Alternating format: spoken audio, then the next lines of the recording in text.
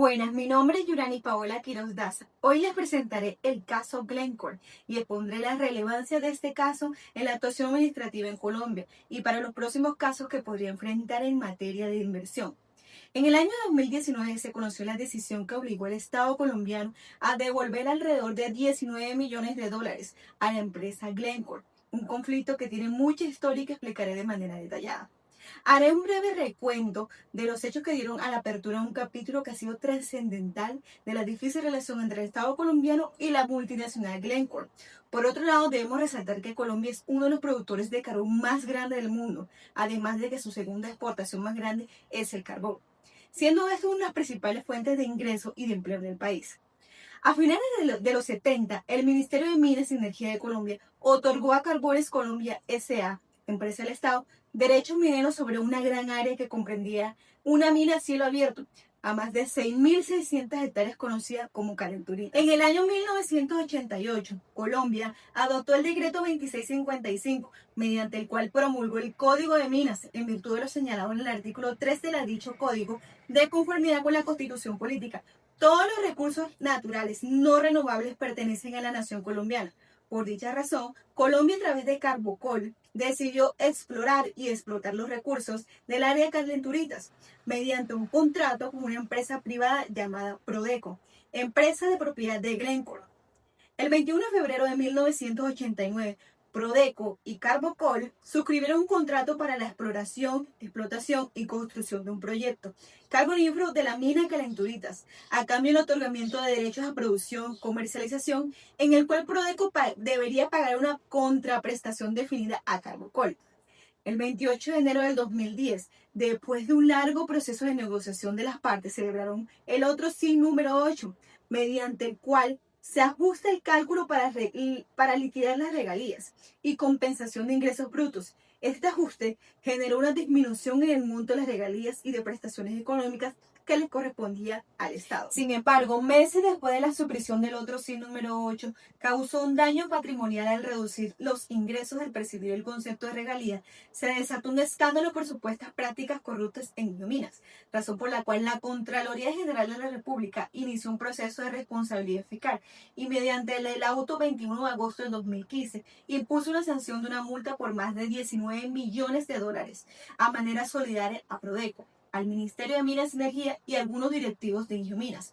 Como consecuencia de la sanción impuesta por la Contraloría de la República, Glencore decidió demandar al Estado colombiano ante el CIADI, invocando la violación del Tratado Bilateral de Inversiones suscrito entre Colombia y Suiza, afirmando que los actos llevados a cabo por Colombia ocasionaron un incumplimiento de sus derechos como inversionistas del exterior y alegando que las actuaciones del Estado colombiano han perturbado tanto como sus derechos y han generado una incertidumbre jurídica, dando lugar a un trato discriminatorio. En cuanto a las pretensiones de la parte demandante, Glencore y Prodeco, quienes sustentan el convenio entre la República de Colombia y la Confederación Suiza sobre la promoción y protección recíproca e inversiones, particularmente señalan que el Estado colombiano vulneró los artículos cuarto, párrafo primero, cuarto, párrafo segundo, junto al artículo 10º, párrafo segundo del Tratado Colombo-Suizo, en los cuales se señalan los estándares de protección de inversiones de un trato justo y equitativo del trato nacional más favorecido. Los argumentos que se basan en estas premisas son 4. Primero, la expectativa legítima. Los demandantes indicaron que las renegociaciones del otro sí del 21 de diciembre del 2007 se habían realizado con el consentimiento de las entidades colombianas competentes. De esas decisiones adoptadas, posteriormente la Contraloría y la Agencia Nacional de Minería frustraron las tales expectativas legítimas y que Prodeco había depositado su confianza y estabilidad en las condiciones del contrato para asimismo realizar las posibles inversiones multimillonarias. Segundo, negación al debido proceso a Prodeco. La Contraloría en este caso había actuado de manera arbitraria, ya que no había otorgado garantía suficiente de responsabilidad fiscal. Prodeco señala que no había obtenido acceso a la totalidad de documentación que estaba siendo usada en su contra y tampoco había observado lo perceptuado en cuanto a los principios de imparcialidad proporcional que deben tener estas actuaciones del método de control. Tercero, un trato injusto. Los demandantes señalan que percibieron un trato injusto en cuanto lo hacen la comparación con otros inversionistas del sector minero, lo cual indica una violación del principio del trato justo, equitativo, que guarda relación con el Tratado Bilateral de Inversión. Cuarto, las medidas expropiatorias, por medio de la cual las condenas fiscales, de nulidad y contractual habían supuesto que Glencore y Prodeco unas órdenes de expropiación directas de sus inversiones de manera que habían comprometido el valor y la viabilidad del proyecto. En cuanto a las pretensiones de la parte demandada, la República de Colombia se fundamentó en lo siguiente. Primero, la defensa del interés público, alegando con base en la jurisprudencia de la Corte Constitucional, las medidas adoptadas eran justificadas con el objetivo de proteger el patrimonio público y así garantizar la legalidad de las concesiones mineras y de la explotación. Además de que la Contraloría se dio cuenta que se habían presentado un conjunto de irregularidades en el proceso de la negociación. Segundo, la legalidad y transparencia. El Estado colombiano manifestó que las decisiones adoptadas por sus entidades tenían facultades legales y que en ningún caso habían vulnerado el tratado bilateral de inversión, sino que se habían encargado de restaurar un equilibrio contractualmente justo. Tercero, el rechazo a las afirmaciones de un trato discriminatorio. Colombia presentó diferentes pruebas en las cuales se le habían aplicado a Prodeco, mostrando que sí eran coherentes y similares con el trato que se les estaban dando a otros inversionistas.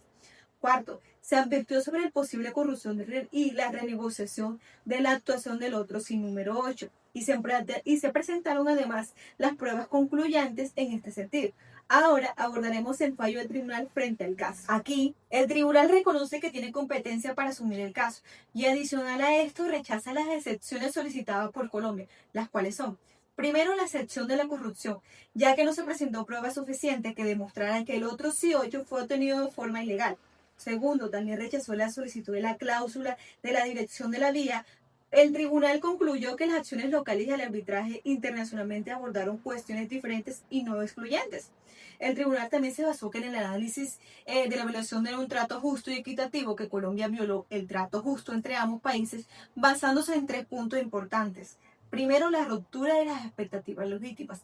El inversionista aquí es debido a que Glencore tenía razones para confiar en el otro sin número 8, debido a que esto ya se había aprobado por Inhuminas y en su momento anterior, en el año de 2009, ya se había realizado acuerdo de compromiso para realizar dichas modificaciones. Segundo, la arbitrariedad indica que las decisiones tomadas por la Contraloría no se fundamentaron en pruebas claras y actuaron de manera discrecional. Tercero, la falta de proporcionalidad de la sanción fiscal interpuesta a Glencore por más de 25 millones de dólares, lo cual era totalmente desproporcional a lo que se le había impuesto a Colombia. Finalmente, el tribunal falló y ordenó a Colombia pagar una deuda de 19 millones de dólares más intereses por los daños causados a Glencore. Esto sería el fallo que tomó el tribunal frente al laudo de Glencore, Prodeco y la República de Colombia. Acerca de la relevancia de este laudo para la actuación administrativa y para los próximos casos que puede enfrentar Colombia, iniciaremos diciendo que los acuerdos internacionales de inversión otorgan una serie de garantías y derechos a los inversionistas extranjeros establecidos en estados de los sectores, por lo cual Colombia debe prestar atención a los términos en los que se pactan los mismos, para no menoscabar la soberanía nacional. Es aquí donde entra un papel súper importante en lo cuales son los principios de legalidad, transparencia, eficacia y la buena fe. La administración y sus actuaciones contractuales, como también es relevante que la entidad pública ejerza un control de fiscalización de los contratos suscritos, ya que el incumplimiento de estos acuerdos puede terminar en una disputa, lo cual genera una carga económica y jurídica importante en el Estado colombiano. Es importante y es fundamental comprender que los estándares para protección de la inversión extranjera. Para el caso en concreto, la disputa surgió por la violación del estándar mínimo de un contrato justo y equitativo, el cual se transgrede cuando hay una denegación de la justicia en el Estado o sector a través de las acciones o omisiones por cual de la rama del gobierno, causando un daño a los inversionistas o a la inversión que se haya realizado en el territorio. En resumen, el caso Glencore muestra que el Estado puede y debe proteger sus recursos, pero también tiene que hacerlo con claridad técnica y respetando la estabilidad jurídica. Es que esto no es un caso de quién era el bueno o de quién era el malo, sino que es un recordatorio que incluso las decisiones bien intencionadas pueden generar responsabilidad internacional si no se toman de la manera correcta. Gracias.